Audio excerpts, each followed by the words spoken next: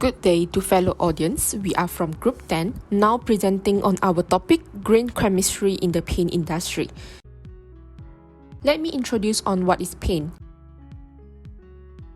Paint was traditionally used to describe pigmented materials as distinct from clear films, which are more properly called lacquers or varnishes.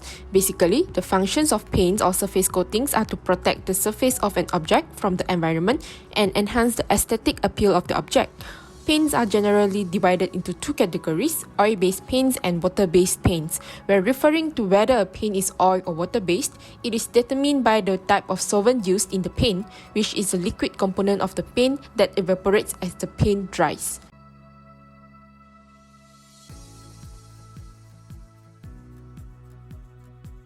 Embark on a future where paint and coatings innovate with environmental responsibility through alternative raw materials.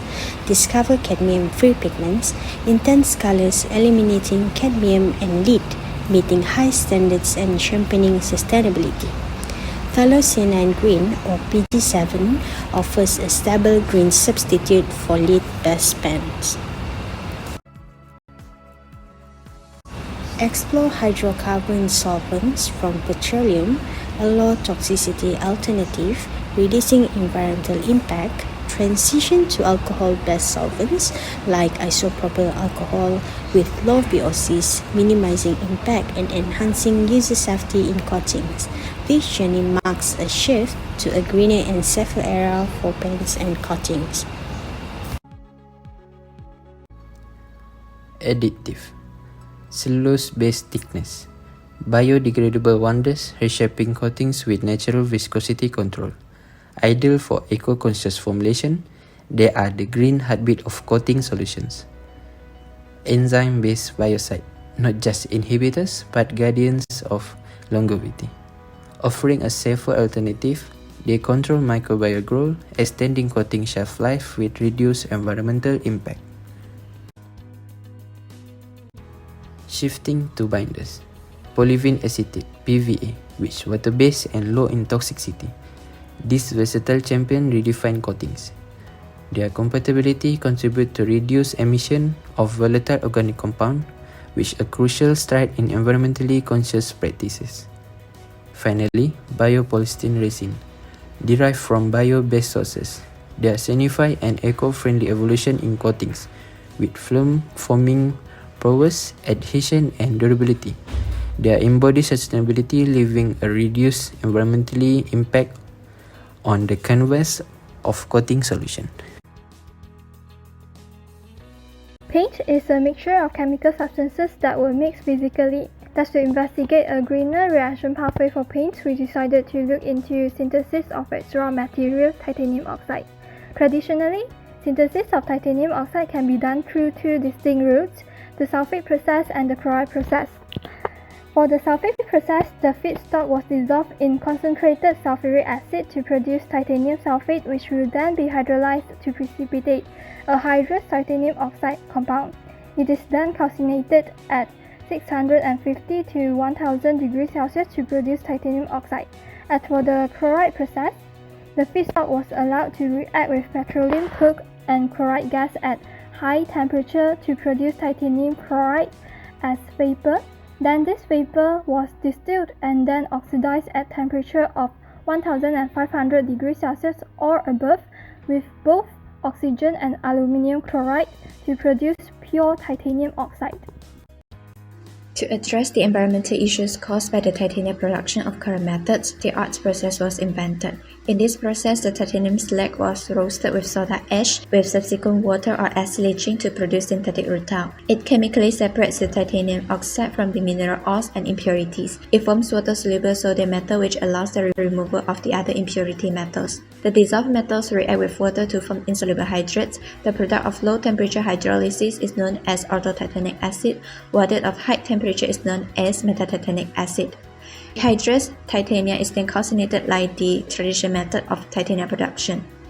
It is possible that this method can precipitate hydrated oxides from the impurities eliminated by solvent extraction and store them as tailings. Thus, this method not only reduces the waste but also lowers the energy consumption and carbon footprint.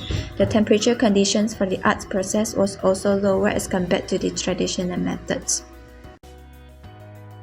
The largest source of waste from paint manufacturing facilities is equipment cleaning.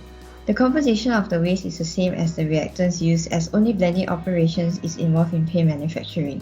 The waste has to be segregated as required by the waste disposal contractor. Companies nowadays turn to waste minimization such as source reduction and recycling due to the increasing land disposal bans and increasing costs for treatment and disposal. High amount of cleaning solvents is required to clean high amounts of solvent waste. High pressure system which uses less amount of solvent for cleaning are more efficient. Furthermore, mechanical devices can be used to clean small tanks using caustic compounds. Sludge is generated from caustic cleaning, whereby the waste generated can be minimized by dewatering the sludge by flocculation, filtration, or centrifugation. Application of high pressure nozzles in caustic cleaning can reduce the amount of cleaning solvents. Alkaline cleaners which are more stable can be used to replace the caustic cleaners. Water-based paint or solvent-based paint has polymer properties to enhance the performance of concrete or mortar properties. Polymer used in paint production is aqueous polymer dispersion such as polyvinyl acetate, which has superior properties such as flexible, durable, adhere well, dry quickly, and do not discolorize. Other than that, material waste from paint production such as wastewater from resin production, waste latex paint, and paint slush can also be used to improve concrete and mortar. Hence, by using this paint waste, it can increase the chemical and water resistance of concrete and decrease the weight of concrete, which is the transportation of these concretes. The generated wastewater during the paint manufacturing process is defined as processed water. Processed water contains a significant amount of solvent, giving rise to the waste problem. A distillation unit consisting of a vertical condenser and a separator is needed to recover the solvents. The processed water is pumped through the distillation unit. The recovered solvent will be reused for paint manufacturing processes, whereas the residue will be disposed as wastewater. Hence, waste reduction can be achieved by reducing the amount of processed water. There are 4 ways to reduce the processed water, which are raw material substitution, process modification, equipment modification, and operational improvement. The raw material that should be substituted are toluene, xylene, and isobutyl acetate. Process needs to be modified to the extent where processed water can be reduced. Equipment modification needs to be done to increase the efficiency of the solvent-water separation system to increase the solvent recovery to 70%. In terms of operational improvement, the inventory control system can be computerized to track the raw materials and identify losers and document the waste. In short, we explore alternative raw materials for paint such as pigments, solvents, additives, and binders to promote sustainability. We focus on reducing VOC emissions to lessen the environmental impact due to both paint production and application. Our examination also centered on the eco-friendly arts process for synthesizing titanium oxide, a crucial paint pigment. We discussed on waste reduction strategies, stressing efficient equipment cleaning, and proposed repurposing paint waste for construction materials while outlining ways to minimize processed water usage. With these considerations, we are confident that the production of high-quality paints meeting both market demands and environmental standards is not just a possibility, but an achievable reality.